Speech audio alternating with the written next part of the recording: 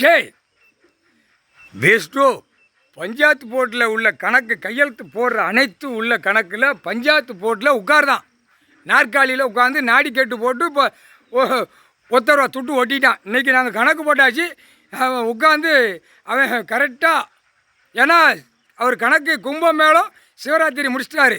இனிமே இவனுங்களை பூரா நாடியில் கெட்டு ஒத்தரவா துட்டு நெத்தியில் ஒட்டுறது தான் போடுவார். அப்படியே போயிடுவான். கடவுள் போட்ட கணக்கு தப்பாது, கடவுள் போட்ட கணக்கு தப்பாது. இது பூரா பஞ்சாயத்து போர்ட்டில் பூரா கையெழுத்து வாங்குகிறான். கையெழுத்து வாங்கி அவனும் நாற்காலியில் உட்காந்து நாடி கெட்டு துணியை கெட்டி ரூபா துட்டு ஒட்டி கேட்கான். எப்படியே நான் நிறையா வாங்கி நான் சுடுகாட்டுக்கு போனோம், கொண்டா அந்த பேப்பரை கொண்டான்னு கேட்கான். அப்போ என்ன அர்த்தம்?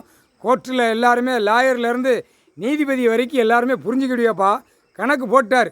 இதே சோழியாக அலைதான். என்ன காரணம்? உட்காந்து இவருக்கு எதிர்த்து தமிழ்நாட்டில் பட்டா போடு, பவரை போடு, 600 வீட்டு கொடு. ஒருத்தன் விருதுநகர் மாவட்டத்தில் வாசிக்கான், ஒரு பொம்பளை எடுத்து கொடுக்கான், அவன் எடுத்து கொடுக்கான்.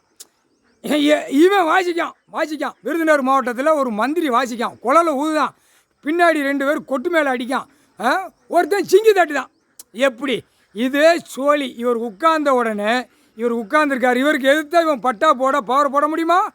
இல்லை, நீ அமைச்சர் அதிகாரி பூரா உன்னுடைய இந்த ஆட்சியில் எல்லாவனுமே அதிகாரி பூரா 40 கோடி 100 கோடி சேர்த்து வச்சுருக்கான் அதிகாரி. இப்போ இந்த நான் 5 வருஷத்துக்கு முடியவுக்குள்ளே 5 கோடி சேர்த்துருக்கான். 5 கோடியா கூடத்தான் வரும். ஒரு நாளைக்குன்னா 5 ஏப்பா இப்போ அவன் காகித பேப்பர் சாக்காக சேர்த்து வச்சுருக்கான். விஓ, தாசில்தார், இட அளப்புத்துறை, பத்திரப்பதிவு, அடுத்தாப்பில் வென்று எல்லாவனும் சாக்காக சேர்த்து வச்சுருக்கான். இதெல்லாம் கண்டுபிடிக்கலையா அதிகாரி? அவன் நியமிச்ச அதிகாரி எப்படி கண்டுபிடிக்க முடியும்? இது எப்படி? ஏண்டா, நீதிமான் கணக்கு போடுதார், அனைத்தும் இந்த பேப்பரை வாங்கி சொறி அவன் பொண்டாட்டி பிள்ளையெல்லாம் நல்லா இருக்கும் நீ நினைக்கடா. நீதிமன்றம் கோர்ட்டில் அவமதிக்காரா? நீதிமன்ற கோர்ட்டை அவமதிக்காத, கோர்ட்டாரை அவமதிக்காத, எல்லாவனும் அவமதிச்சு தான் வெளியில் உட்காந்துருக்க கூவ மாதிரி. நீதிமன்ற கோர்ட்டில் அவனே சொல்லுதான் அதிகாரி, ஆமாம் வழக்கு ஓடுது, போய் தலையை காட்டிட்டு வந்தால் முடிஞ்சு வச்சு. அப்போ அவன் என்ன திங்கான்? நரகளை சாப்பிடுதான் அதிகாரி.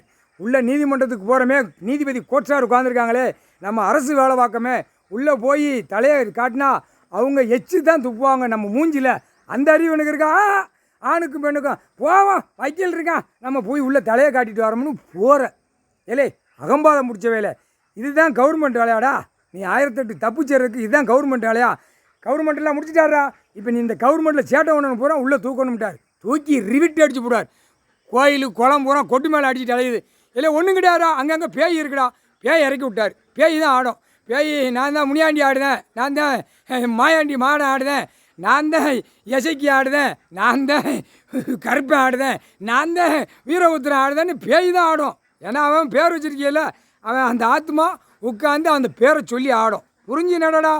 புரிஞ்சு நட கணக்கு எல்லாமே முடிச்சிட்டாரு.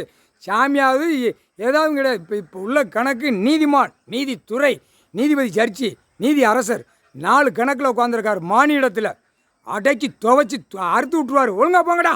முக்கால் சதி.